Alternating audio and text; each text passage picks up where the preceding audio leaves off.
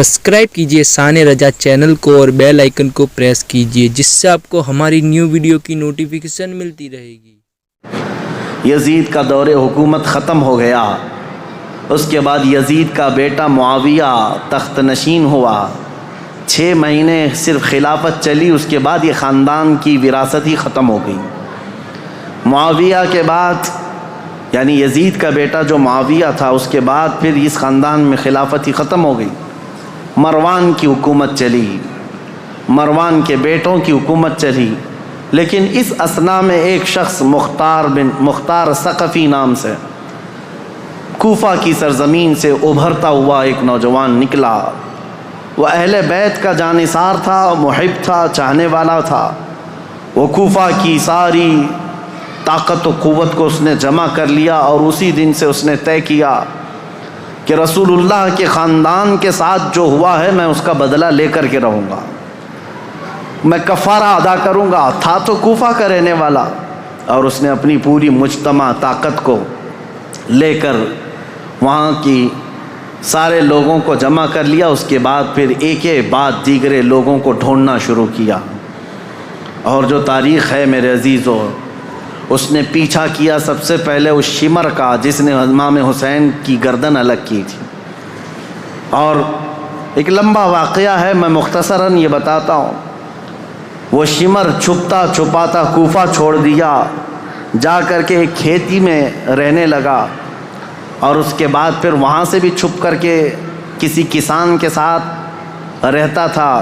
لیکن مختار ثقفی نے قسم کھا لی تھی کہ ہر اس شخص کو میں قتل کروں گا جو کوفہ سے نکل کر کربلا کے میدان میں امام حسین کے مقابل میں گیا تھا، اور جتنے گئے ہوئے تھے ان کو چن چن کر کے وہ قتل کرتا گیا، مارتا گیا۔ اور اس کے بعد پھر شمر مل گیا، اس کو اس نے اتنی بری طرح سے قتل کیا کہ اس کے ٹکڑے بکھیر دیے، اور اس کے بعد کتوں کے سامنے اس کے ٹکڑوں کو ڈال دیا جو امام حسین کا قاتل تھا۔ پھر خولی بن یزید تھا ایک شخص، اور ایک شخص تھا جو امام حسین کے جسم اقدس پر پیر رکھ کر کے ان کو گرایا تھا۔ وہ تو پہلے ہی مر گیا، تو مختار ثقفی نے کہا کسی بھی کوفی کو مرنے کا بھی حق نہیں ہے بغیر سزا لیے ہوئے۔ اس نے اس کی قبر کھدوا دی، اور اس کے بعد اس کی لاش کو جلوا دیا، کہا یہ عبرت ہے لوگوں کے لیے۔ اور اس کے بعد عبید اللہ بن زیاد جو گورنر تھا، اس کی جنگ ہو گئی ابراہیم ایک اور گورنر بصرہ کے گورنر کے ساتھ، اور وہ حاوی ہو گیا، عبید اللہ بن زیاد کی فوج ماری گئی۔ پھر عبید اللہ بن زیاد گرفتار ہو کر کے آیا تو مختار ثقفی گیا اور کہا کہ یہ شخص میرے حوالے کرو، یہی ہے پورے کربلا کی داستان کا اصل مجرم۔ کوفہ کا گورنر بن کر کے آیا، امام مسلم کو قتل کیا، ہانی بن عروہ کو قتل کیا، اور اسی نے بھیجا تھا کربلا میں۔ پھر عبید اللہ بن زیاد کو اس نے گرفتار کر کے چوراہے پر کھڑا کیا، اور اس کے بعد اس کے ساتھ بھی وہی حشر ہوا میرے عزیزو، جس کو بیان نہیں کیا جا سکتا، کہ وہ موت مانگتا تھا لیکن کوئی اس کو وہاں پر مکمل قتل کرنا بھی نہیں چاہتا تھا۔ اور مختار ثقفی اس کی انگلی کاٹتا اور اس کے بعد کہتا کہ درد کیسا لگتا ہے، کبھی اس کا کان کاٹتا اور کہتا درد کیسا لگتا ہے، تو نے رسول اللہ کے چھوٹے چھوٹے بچوں کو قتل کیا، آج تیری انگلی کٹنے پر تو گوارا نہیں کر پاتا، برداشت نہیں کر پاتا۔ اس حسین ابن علی نے کیسے گوارا کیا ہوگا جب 6 مہینے کے بچے کی گردن میں تم نے تیر ڈال دیا تھا۔ کئی دنوں کی اس مشقت کے بعد عبید اللہ بن زیاد کو بھی قتل کر دیا گیا، ختم ہو گئے، اور جتنے گئے ہوئے تھے عمرو بن سعد سب مارے گئے، ایک بھی نہیں بچا۔ یہاں تک کہ یہ سلسلہ تقریباً 3 یا 4 سال تک چلا۔ مختار ثقفی کو جتنے لوگوں کی لسٹ تھی اس نے ایک بندے کو بھی نہیں چھوڑا۔ اسی لیے یہ تاریخ میں بات رقم ہے کہ کربلا کے میدان میں جتنے بھی مقابل میں آئے تھے، عبید اللہ بن زیاد کی اگوائی میں آنے والی یہ پوری جماعت 22,000 کی، ان میں سے ایک شخص بھی نہیں بچا، اور تاریخ میں ساتھ یہ بھی لکھا گیا ہے ان میں سے کسی ایک کی نسل بھی نہیں چلی۔ کسی ایک کی نسل بھی نہیں چلی۔ اب یہاں دیکھیے تاریخ کا کیسا عجیب منظر ہے، 22,000 ختم ہو گئے 4 سال کے اندر اور نسل بھی نہیں چلی، اور امام حسین کے ٹکڑے کر دیے گئے، لیکن نسل 14 صدیوں سے اب بھی چل رہی ہے، اب بھی چل رہی ہے۔ حسینی سادات ہر جگہ موجود ہیں میرے عزیزو۔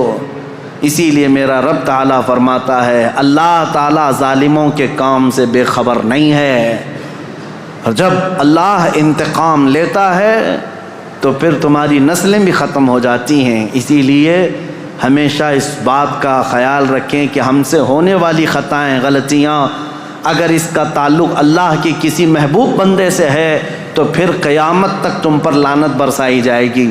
کبھی ہرگز ایسا کام ہونے نہ پائے کہ تم سے زیادتی ہو گئی ہو اور وہ بھی کسی اللہ والے کے ساتھ، ورنہ اللہ انتقام لے گا، اللہ انتقام لے گا۔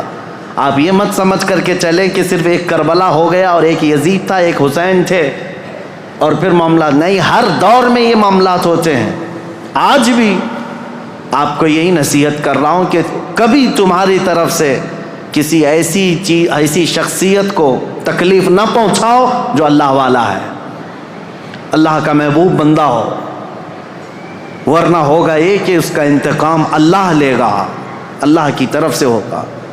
ایک مشہور بزرگ ہیں، وہ حضرت شیبہ، مجذوب بزرگ تھے، بیٹھے رہتے تھے بازار میں، اور ایک بڑے سیٹھ آدمی نے اپنی بیوی کو شاپنگ کے لیے لایا، اور اس کے بعد وہ اس کی عورت کو عمدہ لباس پہنا کر کے بازار میں چل رہا تھا۔ یہ جو حضرت شیبہ ہیں، بزرگ ہیں، ان کا پیر کیچڑ میں ایسے گر گیا تو کیچڑ اچھل کر کے بیگم کی لباس پر کیچڑ آ گیا، تو سیٹھ کو بڑا غصہ آ گیا کہ میری بیگم کے نئے نئے کپڑے جو ہے نا کیچڑ میں خراب ہو گئے، اور یہ بوڑھا شخص اس نے ایسا کیا، تو آیا زوردار 2 تماچے لگا دیا اس بزرگ کو، حضرت شیبہ کو۔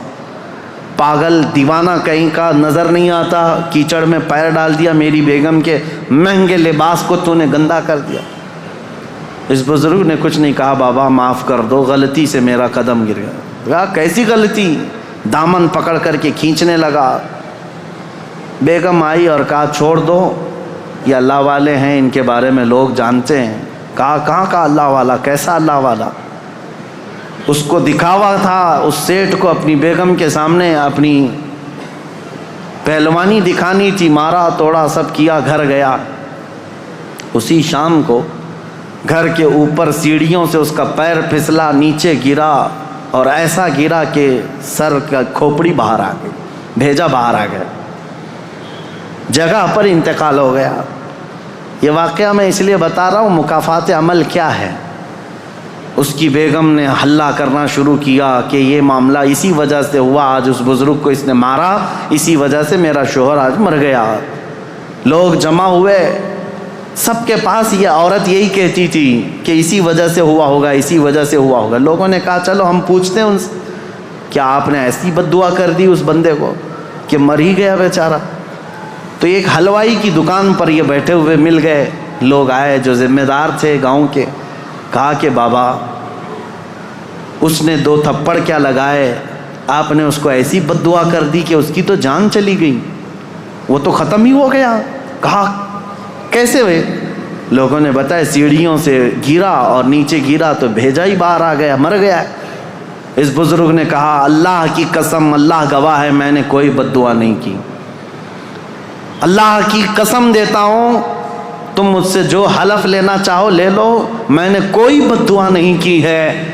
لوگوں نے کہا لیکن اس کی عورت تو یہی کہہ رہی ہے کہ آپ کو آج اس نے مارا تھا 2 تھپڑ اور آپ کی بد دعا سے وہ ہلاک ہو گیا، پھر ایسا کیسے ہو گیا ہے؟